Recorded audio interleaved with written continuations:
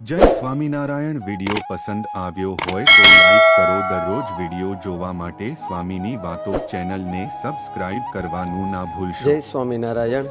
તારીખ 10/4/2024 ચૈત્ર સુદ બીજ બુધવાર બ્રહ્મ મહોત્સવ।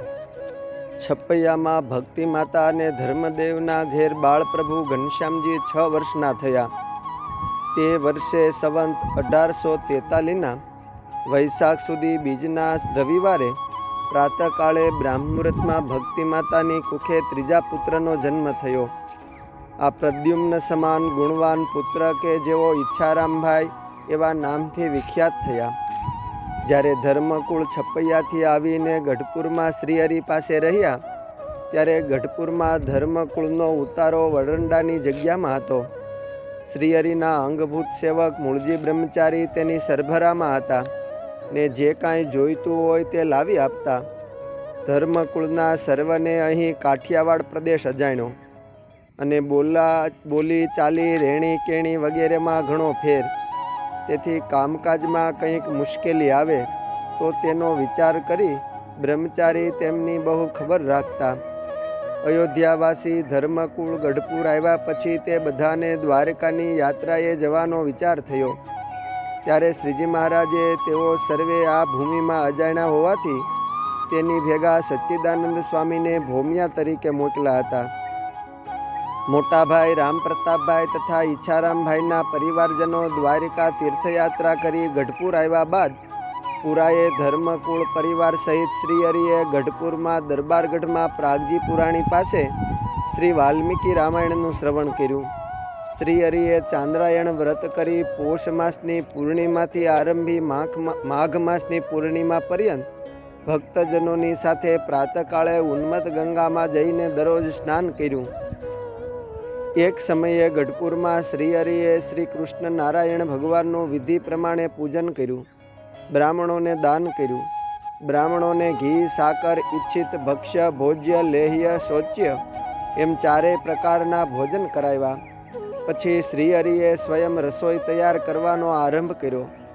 એ સમયે રામપ્રતાપભાઈ ઈચ્છારામભાઈ પોતાની પત્નીઓ સહિત શ્રીહરિ સમીપે આવ્યા અને વિનયપૂર્વક બહુ પ્રકારે પ્રાર્થના કરવા લાગ્યા।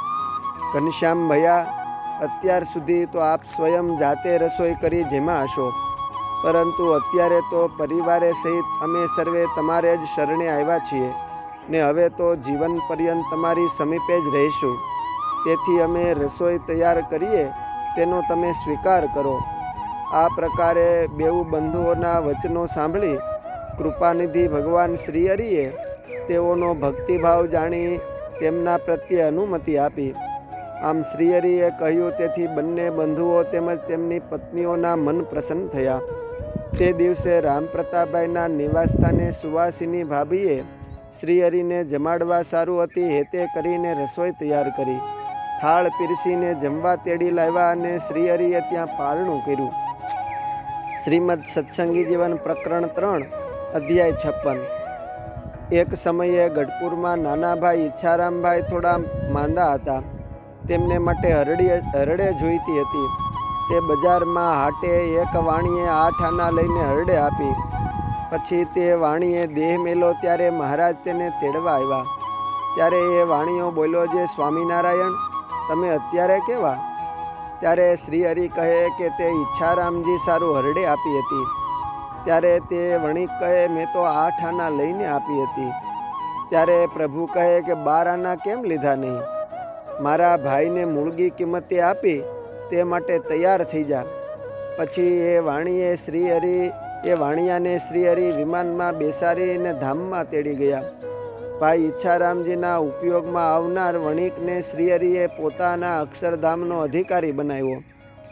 ગઢપુરમાં ઈચ્છારામજી મહારાજે જ્યારે દેહ ત્યાગ કર્યો અને વિમાનમાં બેસાડ્યા તે વખતે શ્રીજી મહારાજે બ્રહ્માનંદ સ્વામીને બોલાવ્યા અને કહે કે લગાડી તે પ્રીતિ લાલ રે, પ્રીત લડી તો લગાડી, તે કીર્તન બોલો।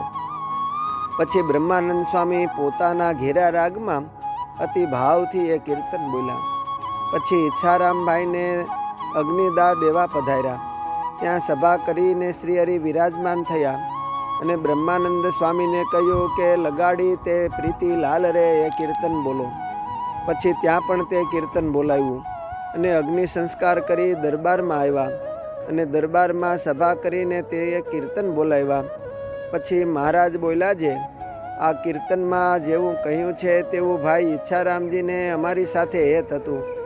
અસ્તુ. જય સ્વામિનારાયણ. શ્રીમદ સત્સંગી જીવન પ્રકરણ 3 તથા જય સદગુરુ બ્રહ્મચારી સ્વામિનારાયણ. શ્રી વિડીયો અક્ષરાનંદ પસંદ આવ્યો સ્વામીની હોય તો લાઈક વાતોમાંથી કરો. દરરોજ વિડીયો જોવા માટે સ્વામીની વાતો ચેનલને સબસ્ક્રાઇબ કરવાનું ના ભૂલશો.